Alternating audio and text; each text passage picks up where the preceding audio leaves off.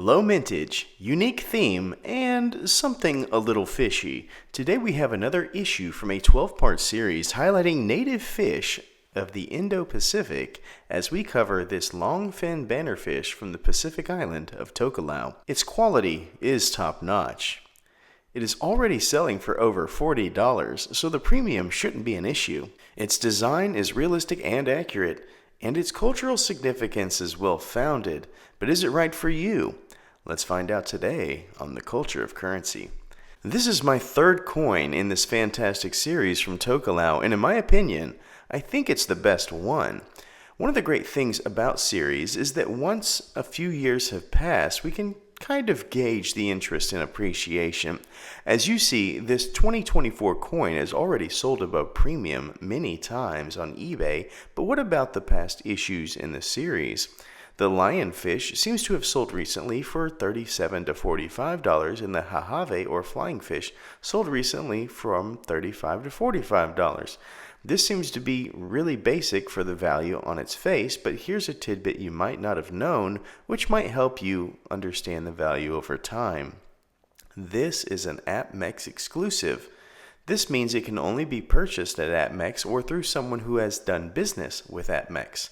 This means it is likely that much of the target demographic, which are collectors or stackers of silver, did not know about it when it was issued, and they would have to have seen publication of this coin on channels like mine or been on the APMEX website when it was on there. My experience in having thousands of subscribers is that many gain interest in certain coins when they see them on places like my channel, which then goes and causes them to buy it for their own. As videos like this get into the public eye, there is a drive in demand. As time goes on, more and more will likely find this to be an appealing series, so I think in about 5 to 10 years, we should see some growth in these APMEX exclusives like the bannerfish. Let's talk briefly about this longfin bannerfish so that you know what you're looking at on the reverse of this coin. This is a very popular aquarium fish, so likely you have been in a room with one and not known it. Some restaurants, medical facilities, or public attractions might have these on display in reef tanks near you. As seen on this coin, this is called a longfin bannerfish, which is often also called a pennant coralfish. So this is one of those tomato-tomato situations. It is naturally native to the Indo-Pacific, so it would be relevant to the natural resources of Tokelau. It is a blessing to know these beautiful fish are not threatened under current classification. They tend to feed on phytoplankton in the water column and coral polyps, which are basically the beginning stages of corals growing near or on reefs. This is probably why you would only have these in a personal aquarium after your aquarium has been established, as the coral needs to be big enough to not be seen as appetizing for this bannerfish. As we know, reef life seems to ebb and flow, no pun intended, so this species is vulnerable in some areas due to shifting conditions. Now that you know a little bit about this beautiful fish, let's place it on our 60-point scale to see if it's relevant for your collection. Up first, we talk about the obverse. This is such a fun theme, and I love it when natural elements are on both sides of the coin. This coin hails from Tokelau, and being such, hosts a native Polynesian print around the image of King Charles. The font is well chosen, as it does not distract the eye.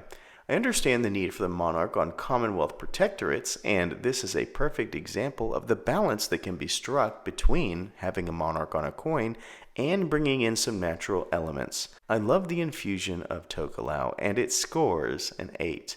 This is not a knock on the monarchy, as I am fond of it in a way, but I think that native cultures have so much to add to the conversation that it would be a shame if they're not at least infused on both sides of the coin in some fashion. When we look at the reverse, we see our fancy fish friend. It is very hard not to take an ornate animal and find balance in the background, and yet here we have it. The artist not only captured macro and micro, but also infused more cultural print.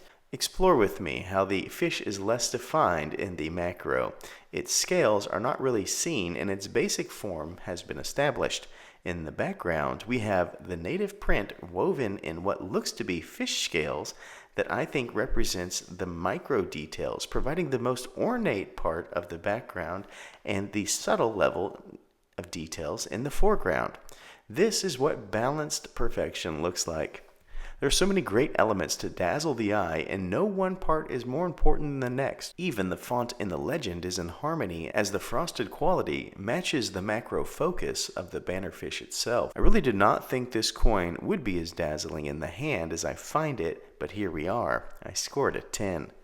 Mintage is our next chapter. As mentioned earlier, there are only 10,000 of these minted. This means the majority of you watching do not have one yet, and by next week, who knows if you'll be able to find one. This low mintage scores a 9.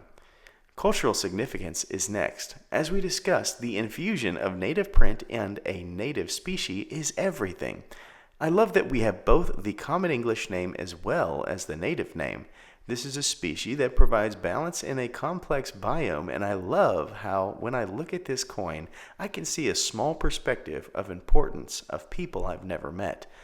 What's more is that every time I see an aquarium in my future, this will be a fish that I hunt to try to find and will therefore be able to share with those around me if I find one. This is the value behind silver for me, the stories and experiences of our planet. I love this and scored a 10, and will note, if they did not have the traditional print on the obverse, I might have scored it a 9 or high 8. Now we go to collectibility. We have a low mintage coin in an ever-changing 12-part series. This series is in the fusion of two popular themes, natural and nautical. It does not demand a high premium compared to a lot of its comrades, and it has a low mintage, but it does have one problem with exposure being an APMEX exclusive.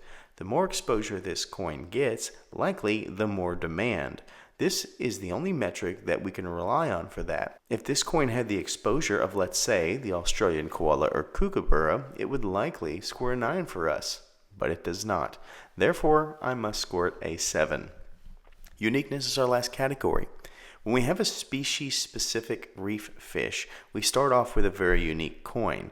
When we have a series that changes, meaning this is the only year that it will have this particular species on it, it's even more unique.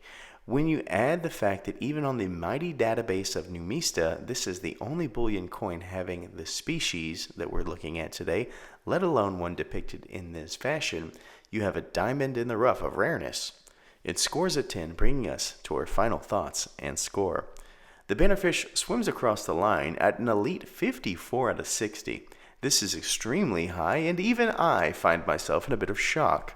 I do not know what these coins will score until I do the math, and before writing a script like I'm reading to you now, I would have thought that it would have been in the 46 to 51 range, and here we sit at 54. So what have I learned? I've established that this is the best coin from this amazing series from a design standpoint.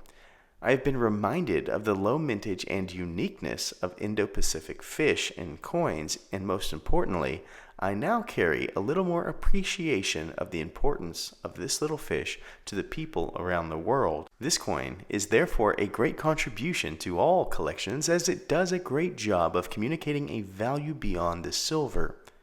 Thank you so much for watching, and please remember, as always, to stay classy and current with the culture of currency.